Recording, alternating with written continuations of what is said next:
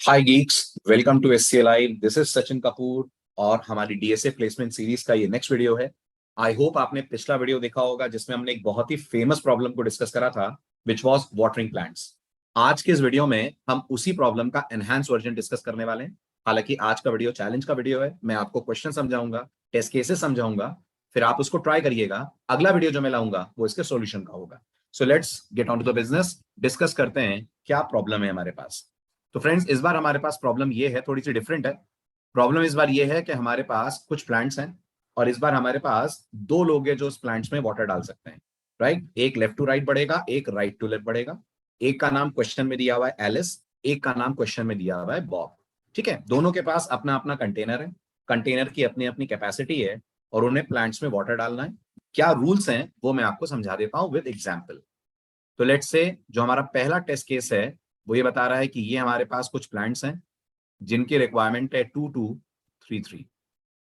ठीक है, 2233 इनकी रिक्वायरमेंट है। क्या है ये इन प्लांट्स में कितना वाटर चाहिए, लीटर वगैरह, उसको रिप्रेजेंट कर रहा है।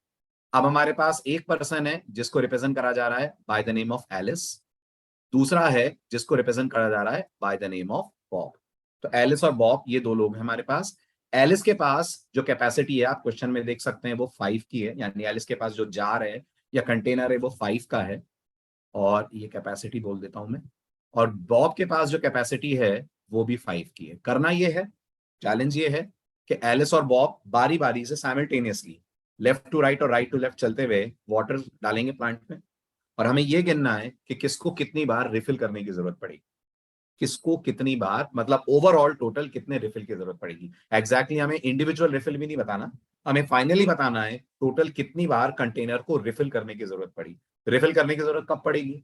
जब अवेलेबल वाटर प्लांट की रिक्वायरमेंट से कम होगा, तब इस बंदे या बंदी को रिफिल करने की जरूरत पड़ेगी। एक स्पेशल केस और है कि अगर ये दोनों चलते चलते सेम प्लांट पे आ गए तो वो रिफिल करेगा जिसके पास रिमेनिंग वाटर ज्यादा होगा, और अगर दोनों के पास वाटर बराबर है तो एलिस रिफिल करेगी, और अगर दोनों के पास वाटर कम है तो फिर रिफिल करना पड़ेगा। एलिस, सॉरी, प्लांट में वाटर डालेगी, दोनों के पास वाटर बराबर है, और अगर वाटर कम है तो फिर एलिस को रिफिल करना होगा और एलिस प्लांट के अंदर वाटर डालेगी या बॉब डालेगा, जो भी हम मान लें।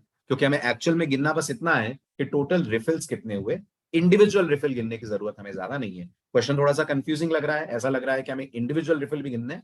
हम गिनेंगे भी, बट अल्टीमेटली जो हमें रिटर्न करना है वो एक इंटीजर करना है जो ये बताएगा दोनों ने मिलाकर टोटल कितने रिफिल करे। तो अपन टेस्ट केस का ड्राई रन करते हैं। तो सबसे पहले एलिस चली, एलिस ने पहले प्लांट में वाटर डाला, पहले प्लांट की रिक्वायरमेंट 2 थी, एलिस के पास रिमेनिंग वाटर रह गया 3। गौर करिएगा एलिस का जो रिफिल है अपन उसको रिफिल ए नाम दे देते हैं। रिफिल ए अभी भी 0 है क्योंकि रिफिल की जरूरत नहीं पड़ी।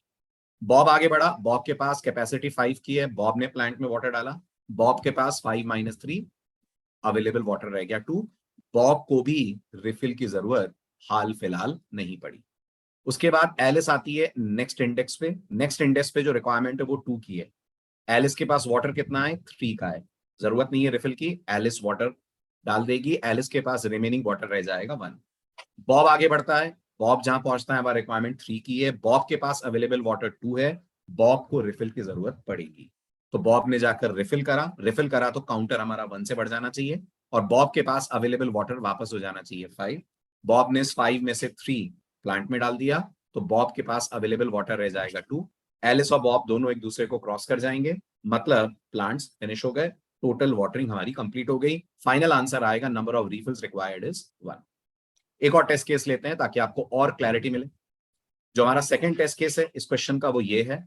इस बार आप नोटिस करिए प्लांट्स की जो रिक्वायरमेंट है वो सेम है, 2233, बस डिफर कर दिया गया है कैपेसिटी को, 2233 0123। Right, this is again Alice, this is again Bob. Alice के पास जो कैपेसिटी है फ्रेंड्स वो 3 दी हुई है, बॉब के पास जो कैपेसिटी है वो दी हुई है 4 की।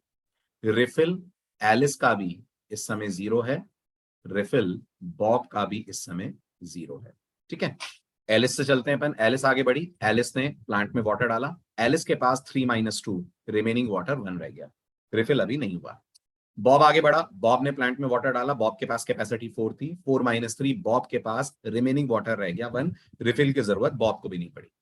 एलिस आती है अब सेकंड इंडेक्स पे, यहाँ पर रिक्वायरमेंट 2 की है, एलिस के पास कैपेसिटी 1 है, एलिस को वापस रिफिल करना पड़ेगा।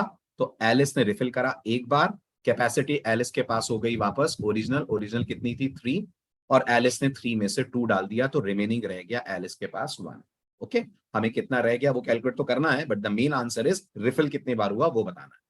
बॉब आगे बढ़ा, बॉब के पास रिमेनिंग वाटर 1 है, और यहां पर जो रिक्वायरमेंट है वो 3 की है, राइट। अगर रिक्वायरमेंट 3 की और 1 है तो बॉब को रिफिल करना पड़ेगा। बॉब ने रिफिल करा, एक रिफिल बढ़ गया, यहाँ पर कैपेसिटी 4 हो गई, 4 में से 3 डाल दिया, रिमेनिंग वाटर रह गया 1। फिर एलिस और बॉब एक दूसरे को क्रॉस कर जाएंगे, मतलब सारे प्लांट्स में वाटर डल गया है। टोटल रिफिल गौर करिए 1 + 1, इस बार टोटल रिफिल हमें मिल रहे हैं 2। यही हमारे क्वेश्चन का रिक्वायर्ड आउटपुट है। ओके, और अगर मान लीजिए ये दोनों एक सेम इंडेक्स पे आते हैं, जैसा कि आपको नेक्स्ट केस में दिखेगा। अभी जो तीसरा टेस्ट केस है ये बता रहा है प्लांट एक ही है, प्लांट की रिक्वायरमेंट 5 है, एलिस के पास जो कैपेसिटी है वो 10 की है इस बार। ओके, बॉब के पास जो कैपेसिटी है वो 8 की है। ठीक है, क्वेश्चन का ट्विस्ट ये है कि अगर दोनों सेम प्लांट में आते हैं तो वो पानी डालेगा जिसके पास कैपेसिटी ज्यादा है, तो एलिस के पास कैपेसिटी ज्यादा है तो एलिस डालेगी, लेकिन रिफिल की जरूरत तो नहीं पड़ेगी। तो रिफिल आप नोटिस करिए, एलिस का भी 0 होगा, रिफिल बॉब का भी 0 होगा। तो इस केस में फाइनल रिफिल जो हमें चाहिए वो 0 टाइम्स चाहिए, और यही हमारे पास आउटपुट है। तो ये चैलेंज था। आई होप आपको चैलेंज का ट्रेस और एक्सप्लेनेशन समझ आया होगा। Give it a try. अगले लेक्चर में मैं इसके सॉल्यूशन के साथ आऊंगा, फिर आप कंपेयर करिएगा आपने जो लॉजिक सोचा और जो मैं इंप्लीमेंट कर रहा हूं वो कैसा है और क्या डिफरेंस है उनमें। ठीक, ऑल द बेस्ट। आप इस क्वेश्चन को अटेम्प्ट करें एंड वेट।